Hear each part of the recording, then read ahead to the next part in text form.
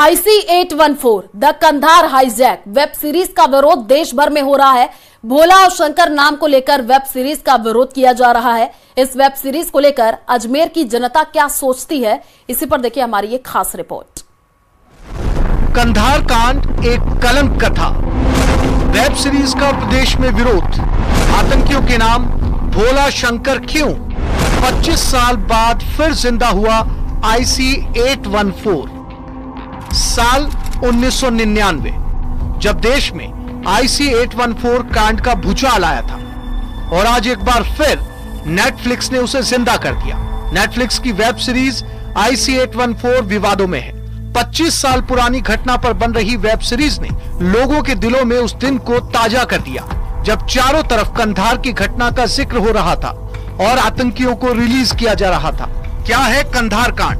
उधर web series पर बढ़ता विवाद रुकने का नाम नहीं ले रहा। लोग ये पूछ रहे हैं कि वेब सीरीज आतंकवाद की भयावहता बताने के लिए है या फिर आतंकवाद को एडवेंचर की तरह दिखाने के लिए। वेब सीरीज में आतंकियों को भोला शंकर बताना एक गलती थी या इसकी स्क्रिप्ट पहले से तय थी?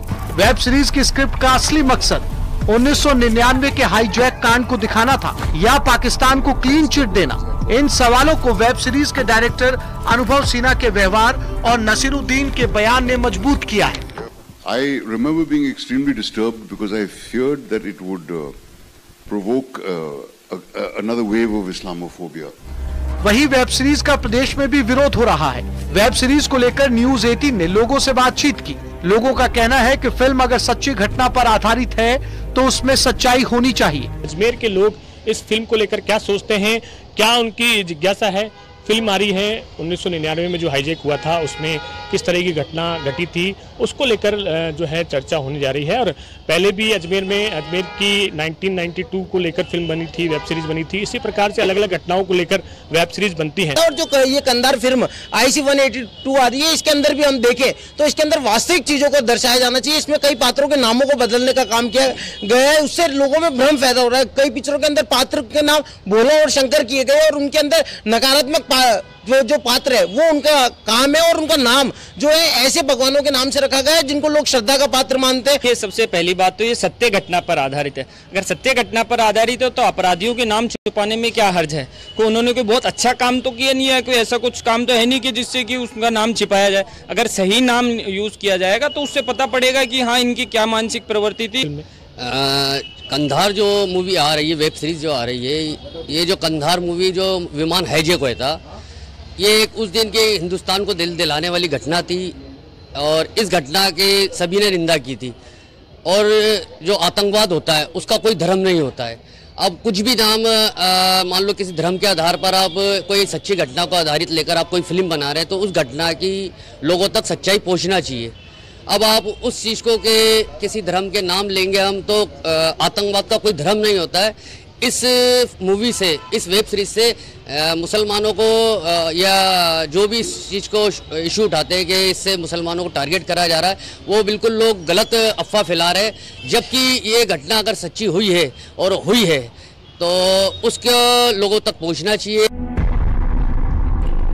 वही न्यूज 18 ने IC-814 की यात्री पूजा कटारिया से खास बातचीत की। पूजा उसी हाईजैक विमान में सवार थी जिसे आतंकी कंधार ले गए थे। आतंकियों के नाम को लेकर जो विवाद शुरू हुआ उसके पीछे का सच क्या है, न्यूज 18 ने पूजा से जाना।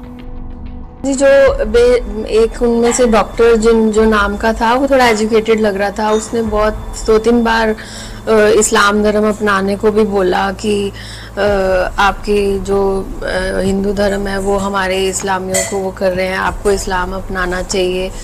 डर के मारे या किसके मारे अपनाया तो किसी ने भी नहीं, बट सुना और लगा भी हाँ अच्छा होता है इस्लाम धर्म, बट वो एक डर का माहौल था, इसीलिए सब कुछ हुआ। क्या है अजमेर 92 स्कैंडल? अब से पहले राजस्थान में फिल्म अजमेर 92 का विरोध हुआ था। अजमेर 92 भी सच्ची घटना पर आधारित थी। इसकी कहानी देश के सबसे बड़े रेप स्कैंडल पर बेस्ड है जो अजमेर में हुआ था। करीब 250 लड़कियों को उनके आपत्तिजनक फोटो और वीडियो से ब्लैकमेल कर महीनों तक रेप किया गया।